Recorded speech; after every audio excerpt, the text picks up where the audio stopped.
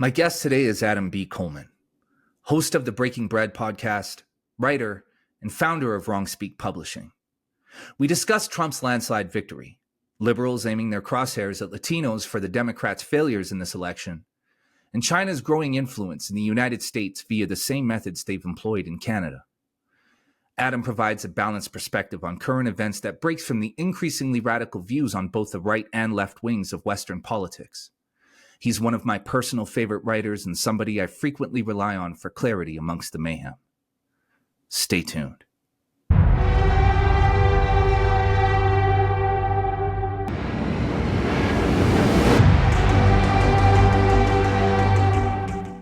Adam Coleman, we're doing this again. My brother, it is so good to see you.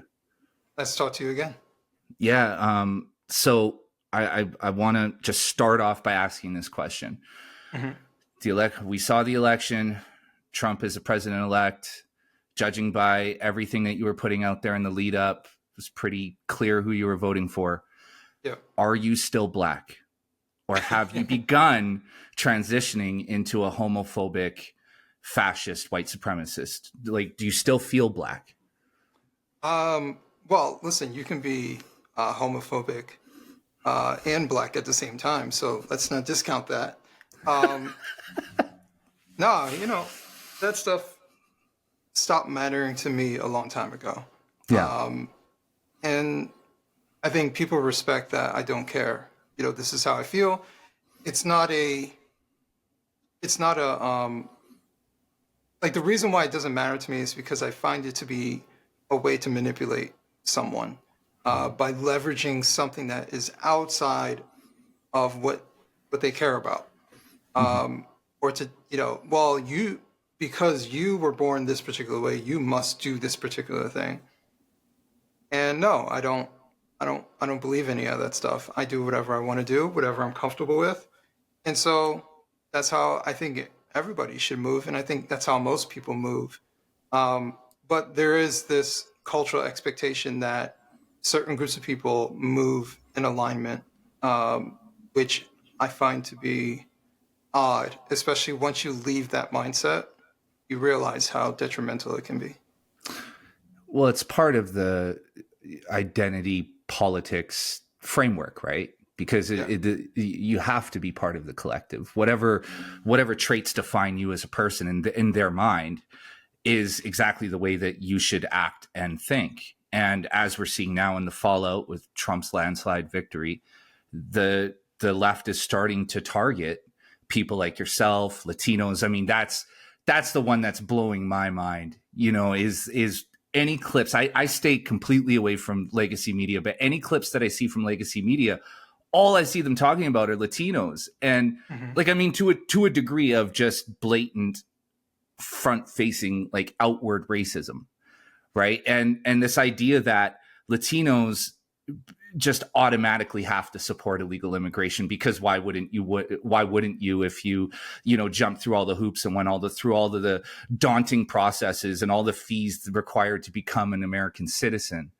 Why wouldn't you just support people walking through the border? I mean, that's the one that stunned me the most, is watching, these talking heads on MSNBC and CNN and others literally pointing their barrels at Latinos over this, right? Yeah. I mean, this goes to show you how superficial the Democratic Party has become, where they think that, well, many illegal immigrants are Hispanic, so you as a Hispanic must feel the same way as them, and everything that they do must be right. And this is one of those areas where assimilating cultures fails. You go to a Puerto Rican, tell them they're the same as a Dominican. Yeah, well, that works out. Yeah. There are cultural differences. There are certain things that there are certain areas where there is an alignment, but there are certain areas where it is a complete cultural difference. And so telling people from different origins or different countries that their family may have come from and who are now in the United States for a particular reason, who like what America has to offer, who are participating within America and engaging in American culture, while also appreciating where they came from and going through the entire process to come over here and have some sort of life. To see someone skipping ahead and doing things outside of the rules when they played by the rules is probably the most offensive thing to them. We've all, not we've all, but a lot of people have played sports or we've played some sort of game and you abide by the rules. And imagine if someone came in midway in the game and just grabbed the piece on the board and just hop skip their way towards the end of the game and ended up where you were. Like, that would be offensive. It's like, no, I went through the process, they went through the process, and you're supposed to go through the process too. And I think what's been not entirely the fault of the migrants who are coming here is that our federal government has made it so ambiguous and have curtailed law. Because the law is, if you are trying to come here for the sake of claiming you're a refugee or claiming, is it amnesty? Am I mixing up words? Amnesty, yes. Yeah. Claiming amnesty, you're supposed to come through a port of entry. And I'm sorry, walking through the desert and just appearing somewhere on the southern border is not coming through a port of entry. That is not the process. But they've turned, well, you ended up here, so let's process you and let's allow you to go through this process. It's not it's not a real thing. It's not something that we've ever done, we've ever allowed. The Stay in Mexico order was the right order. And when Biden came into office and he got rid of that, that's when you saw everything fall apart. It was purposefully done. And I think in some ways, everybody has their theories. They want more illegal immigrants because of this and that. Whatever the intent was, I don't necessarily care all that much. What I care about is what they did and what happened. What they did was destabilize the southern border. What happened was a lot of people were encouraged to come to the United States because they destabilized the southern border. A lot of people gave money to Mexican cartels. A lot of people were trafficked. A lot of children were taken, put into sex trade. A lot of women were taken and put into sex trade. There's a reason why in New York City brothels are popping up all over the place. There's a reason why in New York City gangs are running a lot of areas. And it's not just New York, it's in random parts. All of a sudden, magically, we have these gangs that weren't a problem 4 years ago magically gain a whole bunch of influence. I wonder how. Oh yeah, because they came through the southern border. So, we have a massive security issue, a massive safety issue. And the crazy part is, I've been telling people personally, Donald Trump is basically running off of old Democrat talking points. He's essentially 2008 Obama. Yes. I can show clips. 2008 Obama said the same thing about immigration. Many Democrats said the same thing about immigration. You cannot just show up here and skip ahead of everybody else.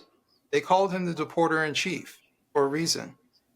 And so they believed in that because that makes the most sense. And literally any country would do the same.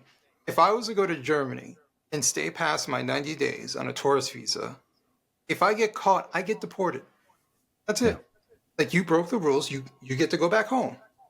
And that's how it works. That's what works everywhere. If you overstay your legal welcome, you go away. If you come into the country illegally, you go away. We know of people who've come into the United States on tourist visas, on they're like education visas, where they're something you're supposed to hear for school, you overstay it. People have overstayed their visas. Eventually, some of them get caught and they get to go back home. And it is not our responsibility to worry about what happens to them in their home country when they came here illegally. And the idea that we're supposed to,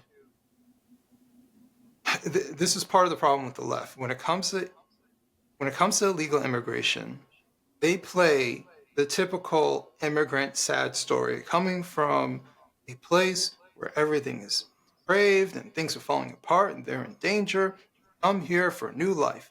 And I get that. You know, my father was an immigrant to the United States. I wouldn't be here if he didn't come to the United States. So I completely understand that. However, there's a process. The people in Ellis Island are not the same people who are coming through our southern border. The nature of what is happening is an exploitation. They see a flaw. Quite literally, 60 Minutes went to the southern border and was talking to people as they're streaming through the southern border. You know it's bad when 60 Minutes can just stand there and watch as hundreds of people just come through all day long. And they ask them, where are you from? China, Turkey, Mexico, El Salvador, all over the world, India. Like, how'd you guys find out about coming over here? Literally, the Chinese people were like, I saw it on TikTok. On TikTok, they tell you where to go, which way to enter to come into America. It is a complete exploitation of our southern border. They're seeing a free pass, and they see how stupid we are, that we'll just say, oh, you're here, so we'll process you, and we'll give you food and shelter and just ship you all around the country, and you get to just kind of wait around and let's see what happens. I think it's unfair for everyone involved. It's unfair for Americans to have this type of situation. It's unfair for the people who are sent here under false pretenses, thinking that they can just show up and they'll have some sort of American dream where everyone is wealthy, and under this false impression that we're all suddenly rich, and that's not the case. So I think a lot of them are signing up to be part of the underclass, of living off of near slave wages, at the bottom of society, having to curtail, not getting deported, not getting caught up in the legal system. And that's when you hear people, these, they were illegal immigrants, but they've been here for 25 years. And you're just going to send them back and they've been nothing but productive? Yeah. Like, that's the same as if you found out that the guy who killed someone 25 years ago, you found out that he did it 25 years later, and they're like, yeah, but he's been good ever since. He hasn't murdered anybody since. It's like, yeah, but he still did something wrong 25 years ago. It doesn't change the fact that he murdered someone. It doesn't change the fact that you broke the law 25 years ago. And at some point, your consequences are going to catch up to you. So I am in huge favor of what is about to come, and what it sounds like is about to come. Mass deportations for people who should have never been here in the first place. It's unfortunate that they were swindled. It's unfortunate that they paid some of their, all their money to the Mexican cartels. Many were are being leveraged because they didn't have enough money, so now they owe money towards the cartels.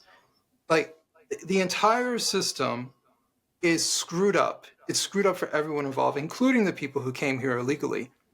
But at the same time, we can't play the world's nursery. Like, we can't take care of everybody. At some point, we have to enforce the rule of law. If we're a nation of laws, we have to enforce it. And on the Canadian side, just to reinforce what you were saying, we've let in more illegal immigrants legally per capita than the United States. It's become Justin Trudeau and the Liberal Party's stance to just kind of open the doors and let everybody in. And naturally, where are these people ending up? Well, a lot of them are being funneled into Alberta, the most staunchly conservative province in this country. And so my neighborhood, for example, is jam-packed with Ukrainian refugees, people who are brought here through a program to get Ukrainians out of Ukraine and bring them to Canada where they're safe. It's a great program, very compassionate. But here's the problem. Many of these people were told that when they were brought to Canada, that they would be placed in a job within the industry that they had already been working in, comparable to the job that they have. So, for example, a young lady in my neighborhood was a hotel manager in Kiev. Do you know what she's doing now in Canada? She's a hotel maid. So technically, she's still in the hospitality industry. but she's nowhere near in a job that she was qualified for or a job that she held previously. And this is happening across the board. So your comment of the American government importing slave labor is 100% happening in Canada. We are importing slaves. Every Ukrainian person that I've encountered, every Ukrainian refugee, which is a lot, and I talk to them, I make sure I stop and talk to them, they all say the same thing. They want to go home because they're struggling, right? Yeah. They were brought here. They were told that they would have a new prosperous life in the land of freedom. And they're working labor jobs in construction sites, stock jobs at Walmart, cleaning hotel bathrooms. And, I think we have this idea that like people in foreign nations, live a lesser quality life. And so that they should just be happy to be here in North America. But the truth is that the world is the same in most cases, all the way around. Right. And you're bringing people in who had steady jobs, careers, who are now stuck, doing framing in negative 20-degree weather, when in their previous life they were an architect or a carpenter, right? And so additionally, we also have people here in Canada who are brought here on student visas, who were told that if they came from their country of origin and got educated in Canada, for which, by the way, these people are paying 3 to 4 times the amount that a Canadian pays for their education, that if they paid 3 to 4 times what a Canadian pays, that they would be placed in a job in their field. Do you know where those people are working now? Walmart, McDonald's, Burger King, right? So they've been swindled into coming to this country. And now a lot of those students are going home because they're realizing that the grift, and they're realizing that they were hoodwinked and they paid tens of thousands of dollars for an education that bears no relevance on any potential for success in our country. And it's brutal. It is brutal. I mean, this is the reality of what is happening with our governments, is that they're sending the wrong message. It's a message that they wish would be the case, but they're sending an unrealistic message. I think it was always unrealistic to tell someone, let's say if they were a doctor in Kiev, that they're going to be a doctor in the United States, or someone who had a high-paying job in Ukraine, for Ukrainian standards, is going to have a high-paying job here. And that's not how it works. It's rarely how stuff like that works. The best case scenarios I've seen were people who have like H-1B1 visas, who come here because they're specifically doing a high-paid, labor job. Usually it's like in technology or something of that nature. So that, if they're engineers, they come over here on a visa to be an engineer, and then they decide to stay, and they're an engineer. Like that's the pathway. I've met plenty of people who've come through H-1B1s. And those people are net positives on our society. And there's a process that they went through. But I just think that there's compassion to the point of disappointment, where you think that just being here is the blessing of all blessings. And people want more than just to be safe, right? Obviously, if war is breaking out, you want to be away from war. In Canada, there's no war.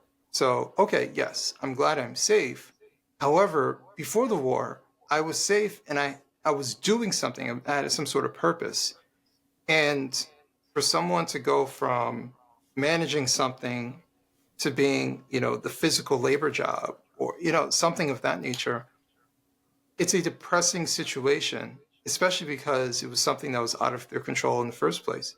So you have a government that engaged in war, and everybody would say, well, Russia started it and all this other stuff.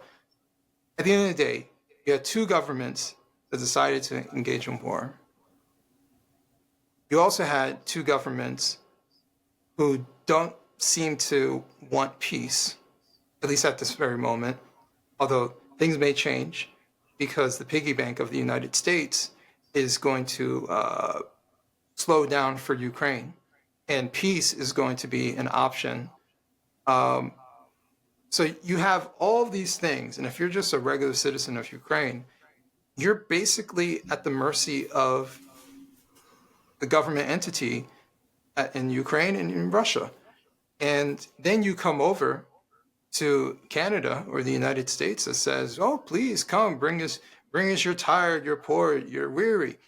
And you come over under false pretenses, and you're equally disappointed, probably even more so disappointed, because they raise the expectations. And we all know what happens if your expectations are too high. So I think that our governments have been playing with people's emotions for quite some time. I think also our governments have been playing people management when government is the least efficient entity that there is. Managing people is the hardest thing that you could possibly do. Anyone who's a parent knows taking care of one child, taking care of two children is difficult. Now imagine a government entity that has to house, feed, and manage hundreds of thousands of people, millions of people that are all dependent on your finances, your mercy, whatever. That is an equally difficult position to be in, for the government, and it's not likely to succeed. And of course, what ends up happening is everyone passes the buck. So the people coming from the border go to New York. So now New York has to foot the bill, but they didn't ask to foot the bill. They didn't. So now New York has to change everything that they do. And obviously they have to take resources away. And New York can't print their own money, right?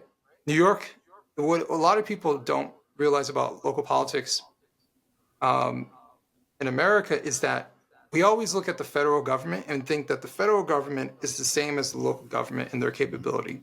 And the federal government's in debt. So, I'm sure our local governments are in debt. That's not how they work.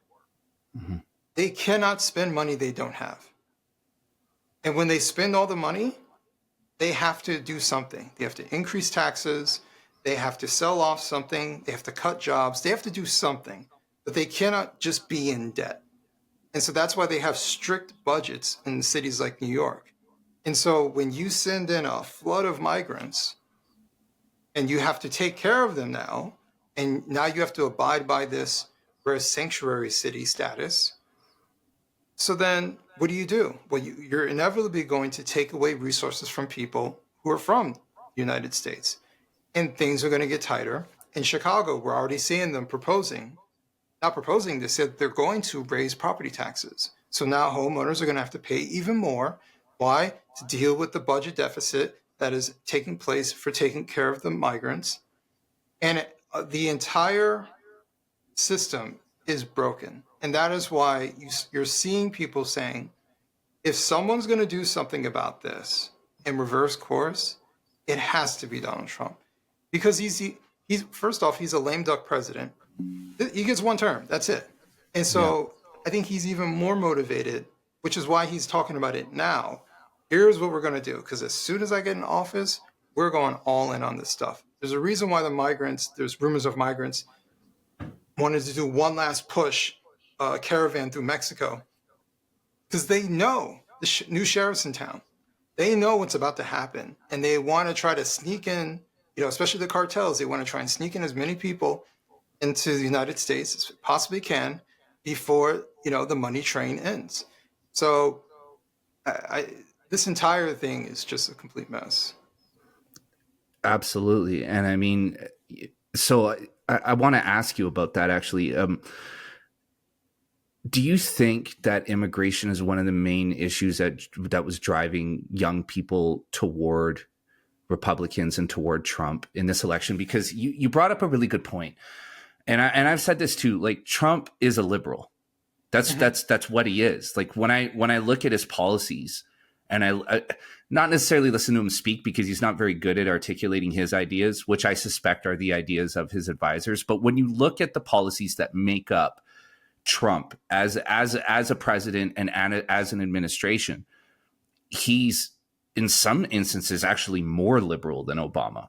Like he's really liberal. And I think what happened this time around is that the party lines dissolved and people were actually paying attention to, you know, the policy and less of the superficial aspects and more of who these candidates really were and what they really wanted to do, because this time around it actually mattered to people. And so do you think that immigration was one of the main factors that was driving young people toward Trump this election? I think economics was the number one, but I do think that number two is immigration. And part of the reason why I say that economics is number one is a lot of young people, if we're saying young people, let's say, you know, people in their early 20s, mid to early 20s, let's just say, they're looking at the state of the economy, obviously inflation, but another big thing is they went to college, now they're riddled with debt. Whether you agree with it or not, Joe Biden said, we're going to get rid of your debt. Guess what? Didn't happen. The most he did was try to get rid of debt for federal employees, you know, as some sort of gesture. And I talked to Biden voters, actually, for a piece it was supposed to get published, it never did. But I talked to some Biden voters, and the ones who were undecided after voting for him and voting for him a second time, the number one thing they were talking about was student loan debt. He did not follow through on his promise. And so you have a lot of young people who are riddled with debt. Then they're seeing that they're not getting raises. Then they're seeing that they can't afford a home. Housing has gone up exponentially. And we're beyond the migration moves from all over the country because of COVID. We're beyond that point. We're now at a point where housing is just expensive. And why is housing expensive? And I think this is, for people who are really trying to dive into why housing is expensive, this is one of those areas where I think Trump's mentality is the best mentality to try to reverse course. For far too long, the United States has opened up its economy to outside agitators. It's just allowed anyone with money to just do whatever they want within our country. And the next thing you know, China owns a bunch of farmland, massive corporations own a bunch of houses. I do all types of research and I listen to all different stories from people in different fields. I've watched a whole bunch of videos of real estate agents, people who work in real estate, who talk about there's a point where corporations were coming and outbidding everybody, like way past the value of the house.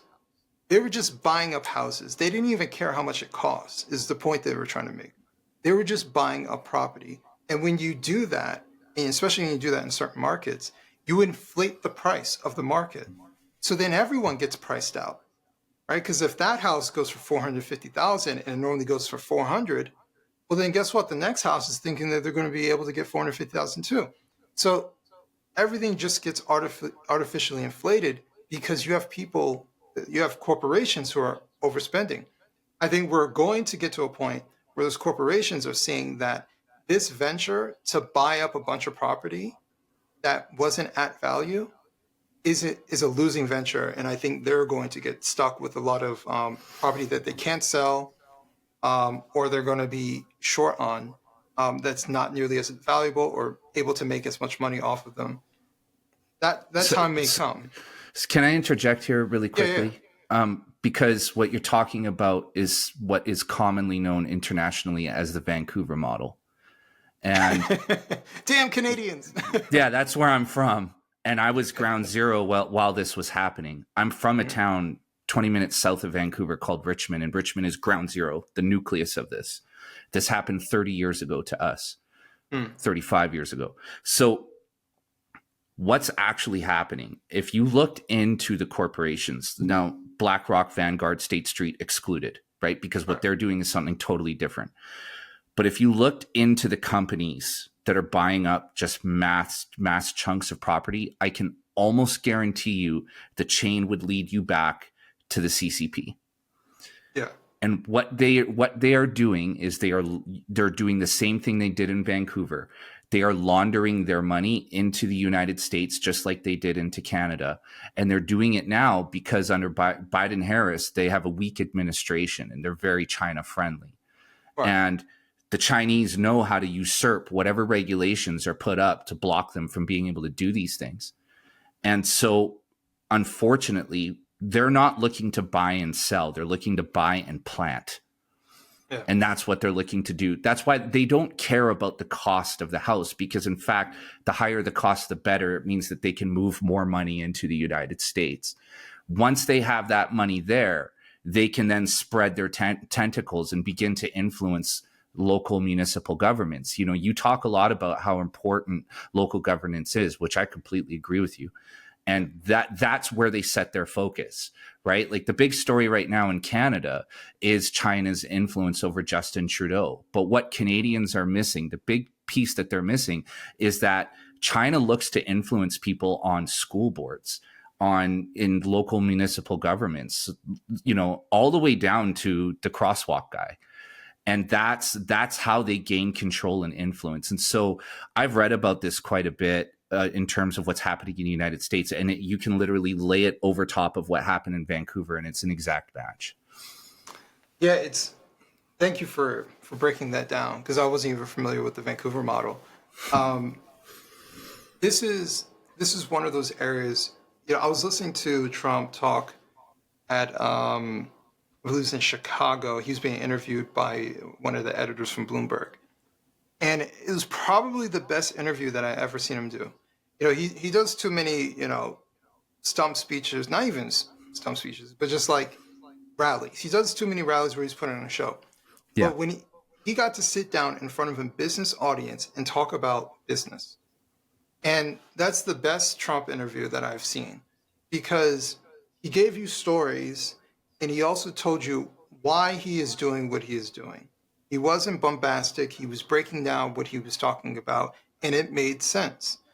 And I think that type of business acumen is incredibly important. And I think him and Kevin O'Leary recently are talking about it. They're talking about China, how the federal government completely underestimates China. They completely underestimate what China will do and what they're doing in the business market. And they're not taking them seriously as far as siphoning the wealth from the American people, siphoning the wealth of the United States, taking our intellectual property. The federal government does nothing to punish them.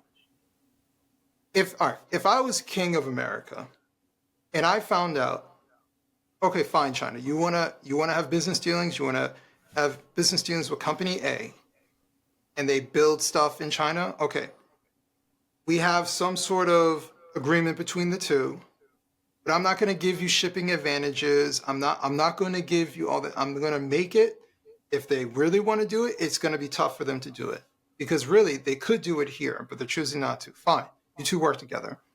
But then company A finds out that 2 years later, there is a model of the very product that they were supposed to build for company A now being sold in our market through a front for the CCP.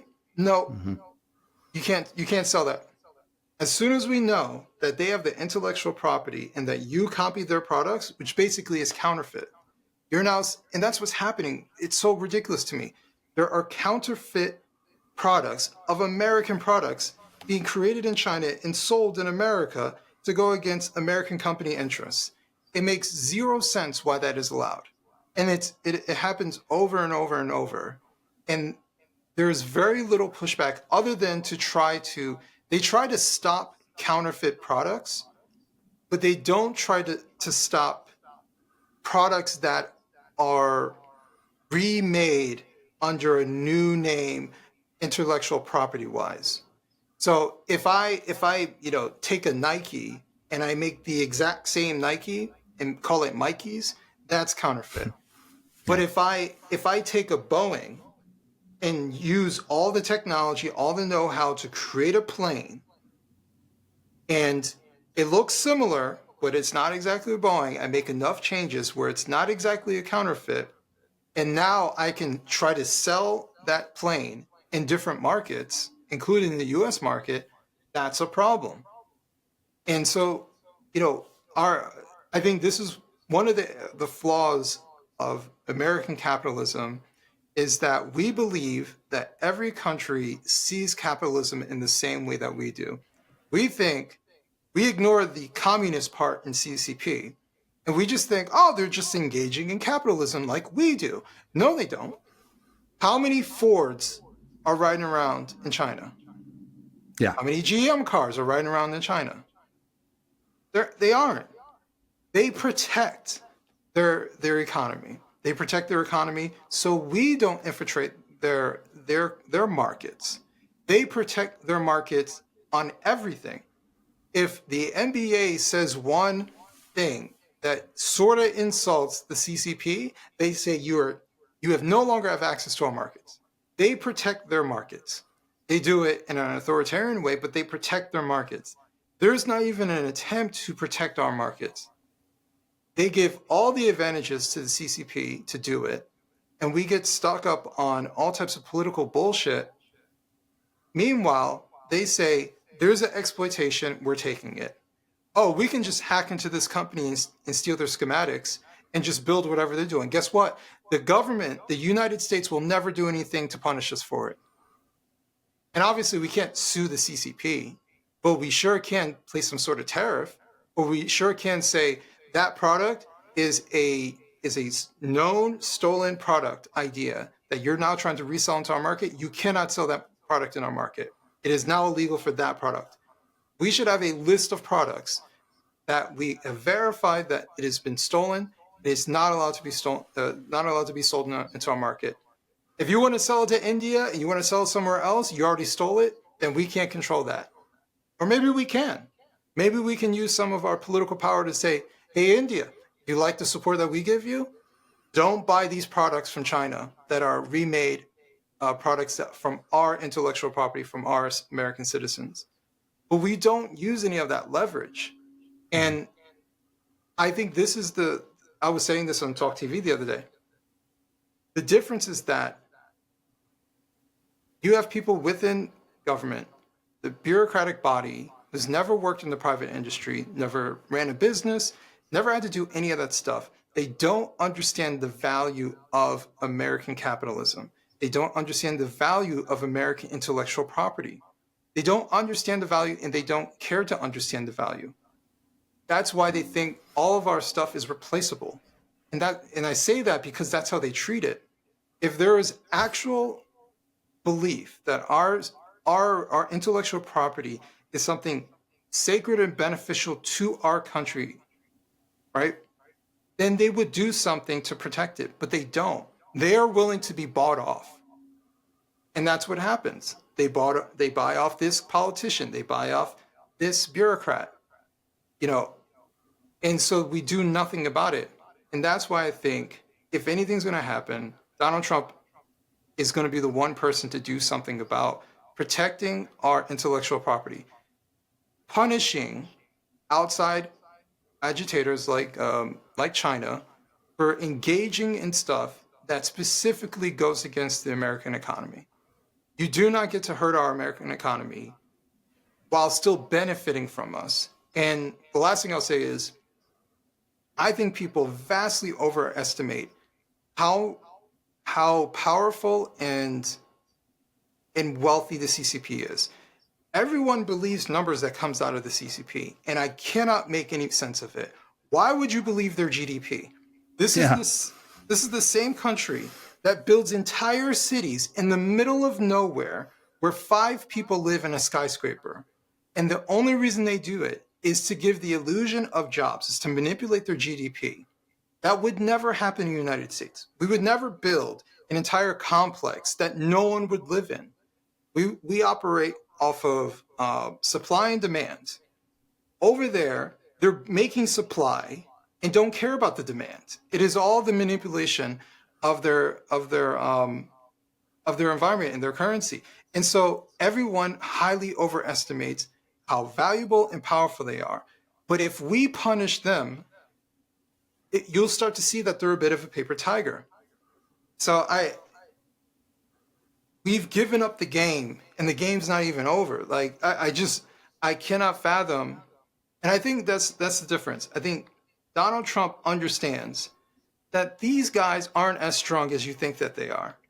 Because once I play some tariffs, they'll come to the table and want to, like, all right, let's talk about this, right? Because no one's ever made them come to the table and talk about this, and they won't know what to do. The idea that they're just going to automatically become ruthless capitalists and say, "Oh, tariff on us and tariff on you," no, because they're dependent on us. They are still dependent on us. We may have a lot of stuff manufactured over there, but they're still dependent on us. We're still their buying market. So if they cut us off, they also hurt. They're not going to cut their nose off to spite their face. No, and it'd hurt them way worse than it would hurt us. And so what's important for people to understand when it comes to the CCP is that virtually all Chinese organizations operating in North America are extensions of them, right? So that's your community group all the way down to organized crime groups. They're all an extension of the CCP. It would be the same as, like in the United States, your intelligence agencies operate as a function of the American government, however, do have an autonomous aspect to them, right? Mm-hmm.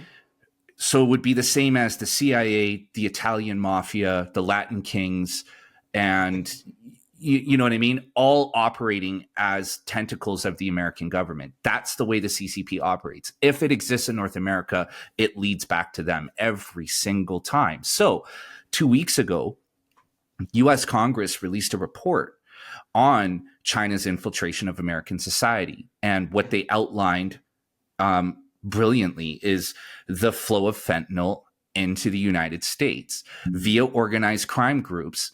And what the U.S. Congress and American intelligence, and myself too as well, believe is that the fentanyl is being imported into the United States for two specific reasons. First, obviously, the billions of dollars that it generates that goes back to the CCP and continues funding their operations, but also the intentional poisoning of the American cultural fabric and deaths of tens of thousands of Americans. Right? It's a soft war that they've waged on the American people via this deadly drug. And it's the same thing in Canada. Now, the difference is the U.S. Congress seems ready to attack on this. Now, for whatever reason, who knows? Could it be that they're angling for a war with China?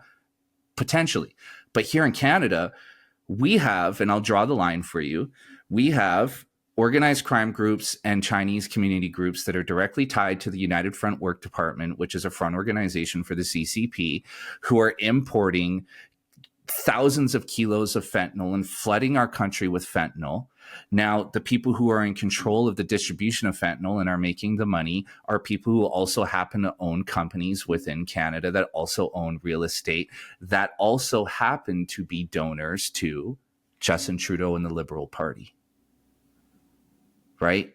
So you see how it's connected, right? Now, I don't know for certain, but I would imagine that if you followed the same line in the United States, you would see some questionable relationships between these United Front Work Department organizations and members of U.S. Congress, the U.S. Senate, and potentially people inside of Joe Biden's administration. Yeah, I mean, I can't speak for we already know about the drugs as far as CCP providing Mexican cartels with. Also important to mention, a few of these very, very powerful Chinese businessmen who are involved in the distribution of fentanyl, their names appeared in documents on Hunter Biden's laptop. I have to add that in as well. Of course. It literally is the laptop from hell. No, I mean, I have a friend who's a journalist, Jason Curtis Anderson, who has been diving into all these different protests that have stemmed up involving leftists and Islamists organizing together. And he initially just started because he was like, one, where did all this come from? Because it just seems random that they were able to organize in a matter of like a week or so. And then he started looking at it's like the same people in different places. So then he just started following the money. And the money essentially came from two places: the CCP and I would say portions of the Muslim Brotherhood abroad. And so the CCP was generally funding the leftist fronts, and the Muslim Brotherhood was funding the friendly face Islamic fronts in the United States. And they, in working together, they would organize these different protests. So there's a reason why when you would go and see Colombia, they're taking over the lawn, but you look, and none of them look like students, right? The person who's on the horn is some 35-year-old organizer that has nothing to do with Colombia. Like, you start to see that there are these different front organizations, and they're getting money from somewhere. And let's say a portion of those people are just paid, right? Well, who's paying them? Like, where is that money coming from? So when you start following the money, far too often it leads back to the CCP. And to be honest with you, that money ultimately comes from the United States. Like, this is the part we're funding the very people who are hurting us the most, right? And we think that the only way to hurt someone is to invade their nation and shoot at them. And no, what they're engaging is a long-term strategy to destabilize the United States, to siphon as much wealth from the United States as they possibly can, and to put us in a subservient position, and so they can come rise above us. They don't want to kill America. They don't want to destroy and flatten America because they make too much money off of us. They're engaging in an economic war. The reason they want to go into Taiwan, in my opinion, I'm not a geopolitical expert, but from what I can tell, because these guys are very economically oriented, they're weighing the pros and cons of invading a nation like Taiwan when they know that we have, these friendly ties between the United States. I think they just want the semiconductors. I think getting the semiconductors would be the end of the game. Most of the semiconductors are manufactured there. And so if they can get in there and control the semiconductor market, then there's not much stopping the Chinese from there, assuming everything else remains the same. So I think that people underestimate the willingness for the CCP to do anything and everything possible to engage in economic warfare. The United States engages in economic warfare, but with obviously weak countries. Like, we have no problem advocating for some sort of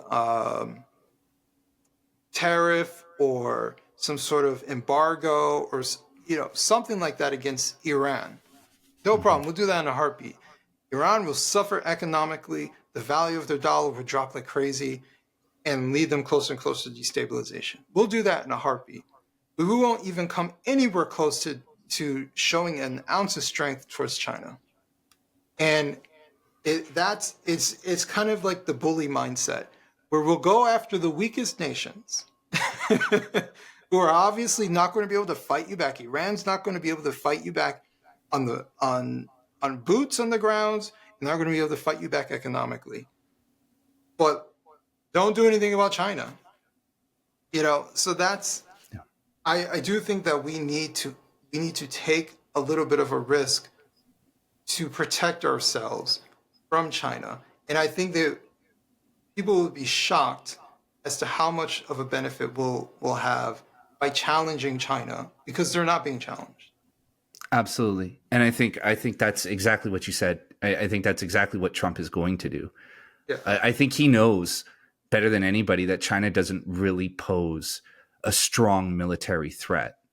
They're just not a historically militant nation. Their tactics have always been subversion and to subvert and distract, and then they strike, right? But it's always been economic. And I think what we're looking at now is a hybrid war, which is economic. A lot of it is technological, right? I mean, the big vulnerability that I think the United States and Canada need to be considering right now is the vulnerability of our networks and systems. Because, I mean, if our grids were to be hacked, which are, from what I understand, are not difficult to hack at all, China could literally flip us on and off at will, or Iran or Russia or whoever, right? And I think that is a major vulnerability that has been massively overlooked. But I want to segue really quick because I know you got to run soon and you're working on a new book, and I wanted to talk about that. So can you tell us the theme of the book, what you're exploring and the tentative title? So I'm keeping the title a secret. Okay. For now, but the book itself is about family separation and childhood abandonment. Okay. But it's a cultural critique. It's a lot of storytelling, things of that nature, because that was my childhood growing up without my father, and how that impacted me as a child who felt abandoned by a man who seemed very disinterested, or who just didn't try hard enough to be involved in our lives. And I think that my story, I know my story is not some rare story. Or literally, since I started writing this and started telling people that what I was writing about, just about every person's like, oh yeah, my cousin's going through that. Oh, that's my childhood. Oh, I know someone. Like, everyone knows someone who is going through this particular situation of some sort of divorce causing abandonment, single parenthood causing abandonment, mistreatment, whether they're the ones who are doing it or whether they're the ones who are experiencing it, or who experienced it as a child and who are still dealing with it. I had a conversation with this woman who says, she has a family member. He's a young man now, but he will only open up to her, and those are the moments that he cries and lets it out. And he's a young man in his 20s. And he still has that wound. Like, he still has that pain of being neglected. And it's a deep, deep wound that I don't think people fully grasp how deep it is. And so the purpose of the book is to be child-centered. It's not to be focused on the parents and how to become a better parent. Like, there are obviously areas where you're going to take away, like, this is probably not a good strategy as a parent to do this. But I'm breaking down why someone does this. I'm telling hard truths. Like, there are some parents who hate their children. Mm-hmm. And they treat their children without love. They can tell you that they love their kids, right? But watch their behavior, and you will see otherwise. You see the mothers who talk to their children like trash. Like, they talk to them like there's some dude on the street that they just met and they do not like. That's how they talk to small children. We have parents who beat the ever-living hell out of their kids because they were being a kid and they made a mistake. They did something wrong. The idea that you have to physically abuse your child into compliancy, things like that.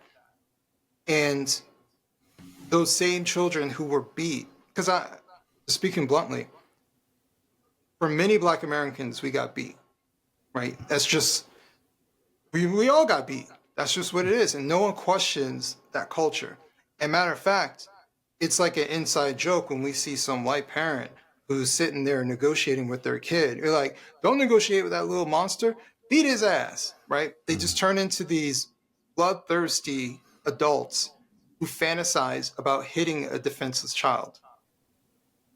And that this is the type of mentality that we're dealing with, because it's not just Black Americans, but there is a sense that all the actions from these parents are worthy actions, and we want to ignore the ugly. We want to ignore the ugliness of children being molested.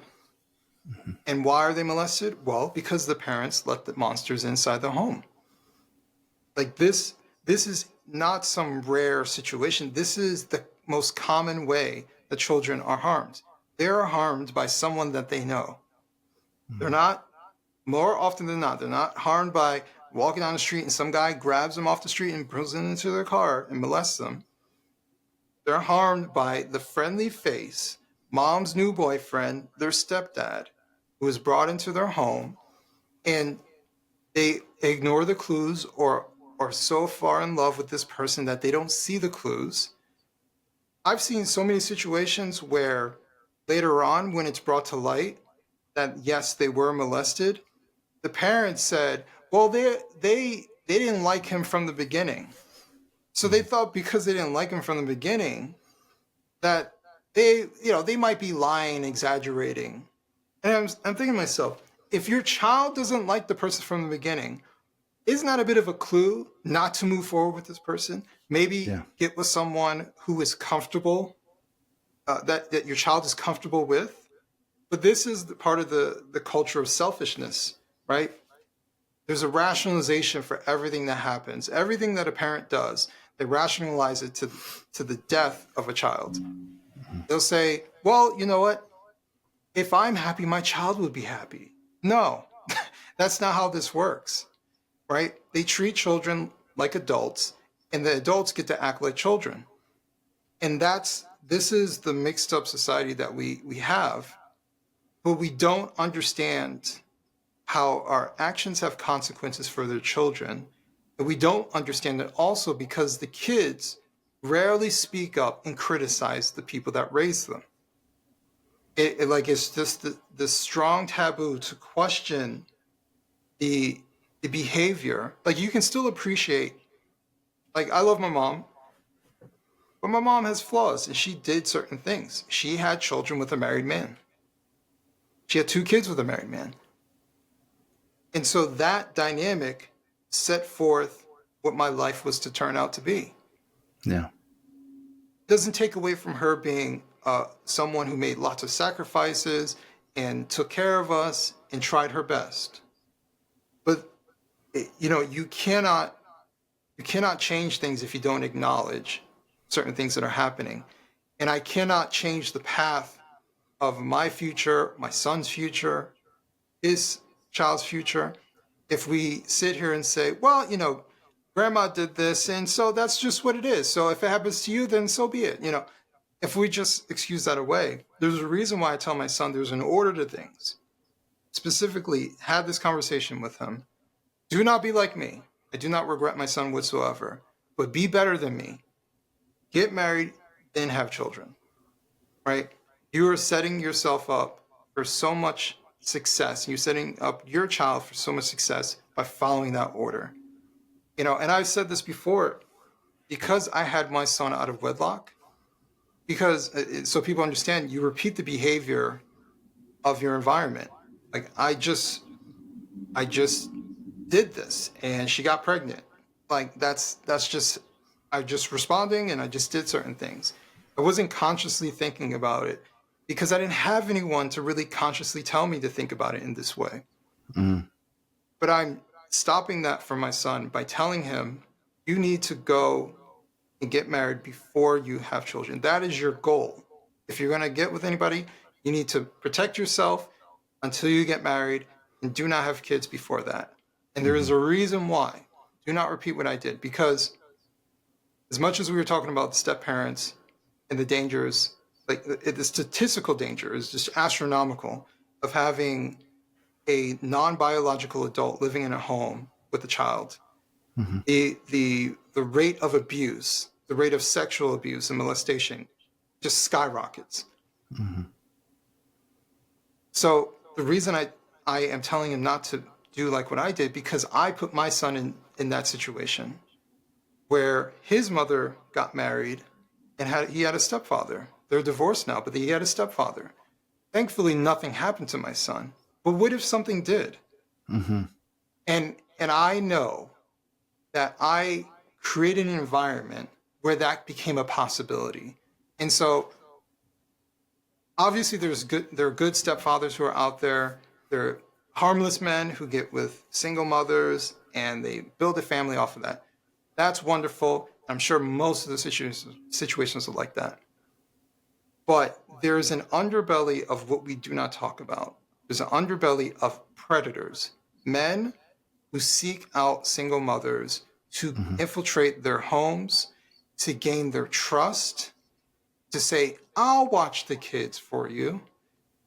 Listen, you're working hard out there. Take a load off, and I'll take care of the kids. And that's when everything changes. That's when they have access to your kids. It's that unwillingness to see the ugliness that exists within Western civilization, right? That there are parents who do not care. And even in that scenario, there are parents who know the molestation is happening and will not stop it. And will complain at you, will send you away when you try to speak up. And will run away. So many cases where they run away with the child molesting boyfriend and leave the child with the grandmother or some other family member, leave them behind. These are real scenarios that exist, and the real amount of pain that is put on children who grow up and to become adults who now have to deal with this confusion, this feeling of rejection, the consequences of their parents' actions. Their parents are feeling fine and doing everything, and meanwhile the kids are stuck. They're stuck feeling this way. Whenever I would write an article talking about something of this nature, I would get people who worked in juvie, worked in the jail system, always tell me the same thing. 99% of the people who are there are from broken homes. And so if someone was to show you this number, that of all the people who are experiencing this, 99% of them come from this particular environment, you would say, there must be a problem. There's a link here. Seems to be pretty obvious. But we've become so adult-centered that we're unwilling to criticize ourselves as adults and parents. And so we just make excuses. And then we tell our friends excuses. Oh, what, your friend abandoned their child? Oh, well, that's life. And we don't hold our family accountable. Our society has become so individualistic and so fragile of being criticized that we don't criticize the people that we love when they do something wrong. We hang out with deadbeats. Like it's absolutely wild. And I think there's something categorically wrong in our society. Someone who abuses, neglects, throws away, discards, rejects their children should not feel comfortable in our society.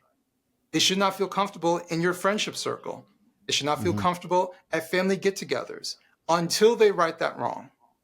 They should feel some sort of hurt. If they're not going to feel hurt by going to jail because they technically didn't break the law, they should feel some sort of hurt socially for their behavior. There needs to be some sort of repercussions for it. But until then, being a shitty dad and a shitty mom doesn't necessarily mean that you'll go to jail. Doesn't mean they'll even take your kids. You didn't cross that threshold. And that threshold is pretty low that you have to cross before the courts come and take your kids. So, I think the children of America, Canada, United Kingdom, Australia, the world deserve more than the bears of the bear.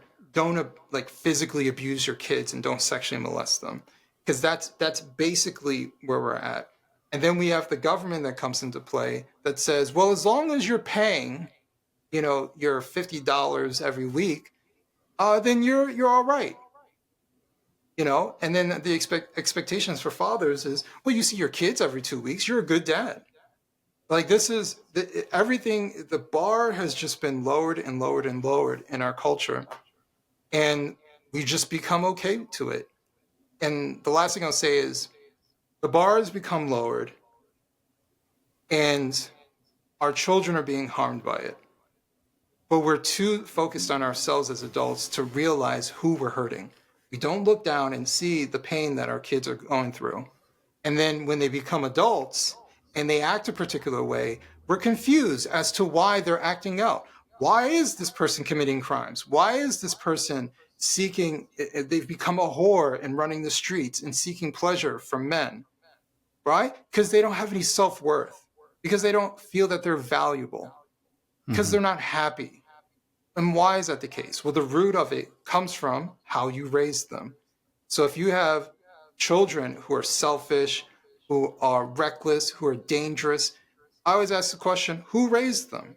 Because I sure as hell did not raise a kid who is like that and will never be like that, who has a set of moral standards, knows how to conduct himself. And he's not like that.